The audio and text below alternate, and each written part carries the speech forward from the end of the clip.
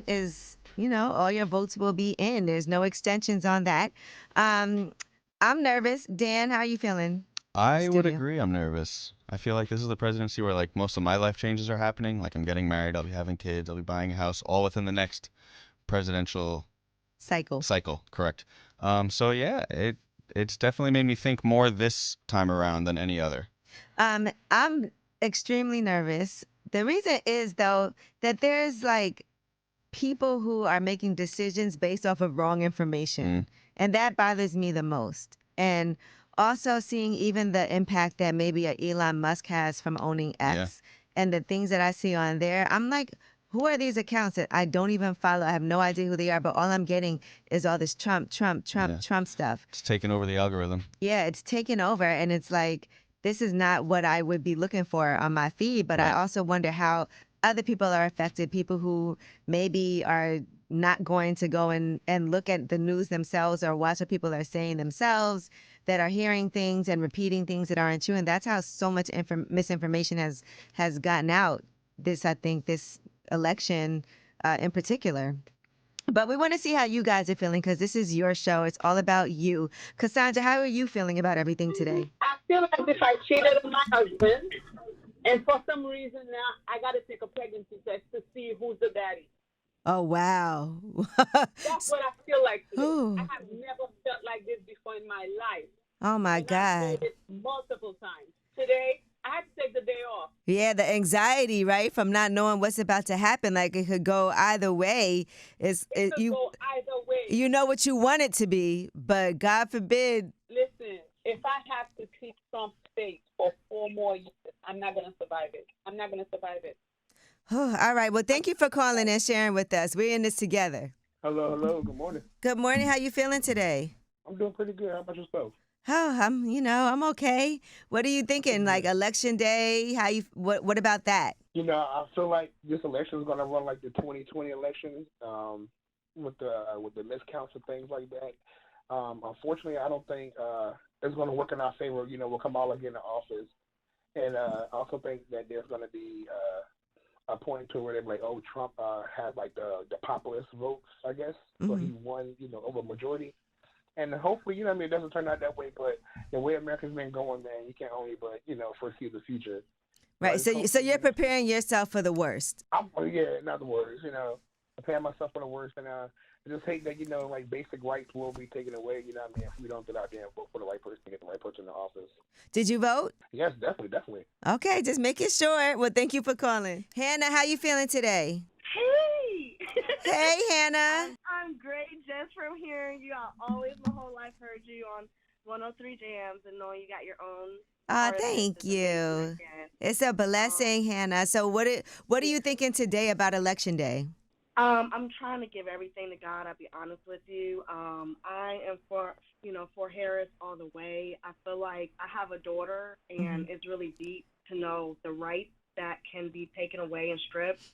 There's so much deeper part of just hatefulness in one space in the election that it speaks so much already before so many other things. It's just the natural parts of it.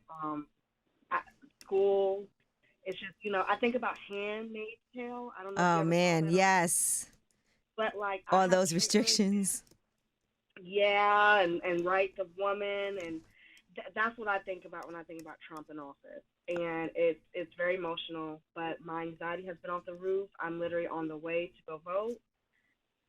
Honestly, I was scared to just vote and didn't want to at all, but Hmm. there's no way I cannot. I Right. cannot, knowing what I know, not vote You're and right vote for about who. that.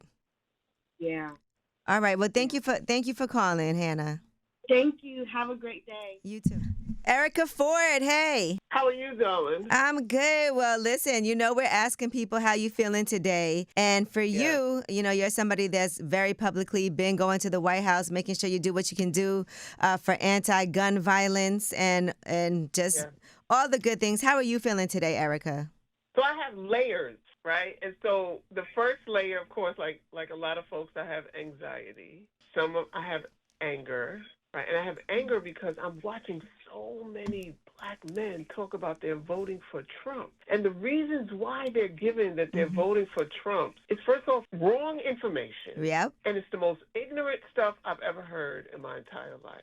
Yeah. And when you look at a man whose whole being has been from the start of trying to put the death penalty on those young men in Central Park 5, to continually disrespecting and trying to incarcerate, trying to kill, trying to dehumanize and rape women, right? And so, like, all of the levels, then he stands there and says all the things he said last week about Kamala Harris, Vice President Kamala Harris, about Congresswoman Cheney, right? That we still, in our right mind, would even think about either voting for him or not voting at all. Neither one can be a choice. You're right about that. Right? And part of me feels very happy because of the numbers of people that are going out to vote, because of the energy that you see around the United States and around the world,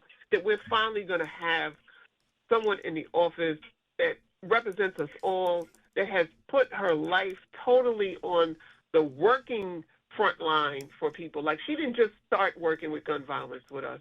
She's been working with us for years around this issue, making sure that we get the resources, making sure that people are getting just due, and so on and so forth. And so, by all means, we must get out in numbers today and vote for Kamala Harris, vote the next black woman into office. The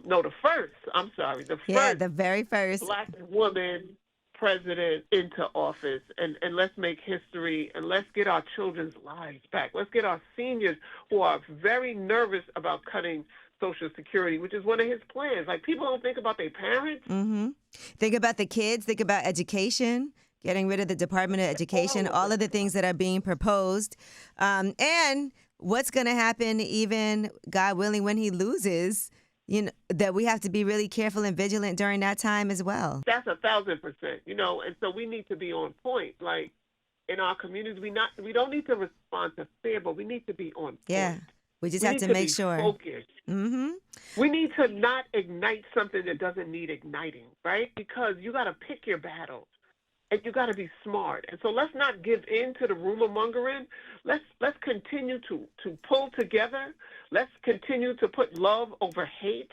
Let's continue to, organize, educate our people so that we can have a different world, the world that we want to see and we live in, no matter who goes into office. Right. Absolutely. Well, Erica Ford, I appreciate it. And I encourage everybody, like you said, there's a lot of misinformation out there. You can find people's voting records online. You can see what people stand for. You can watch what comes out of their own mouths.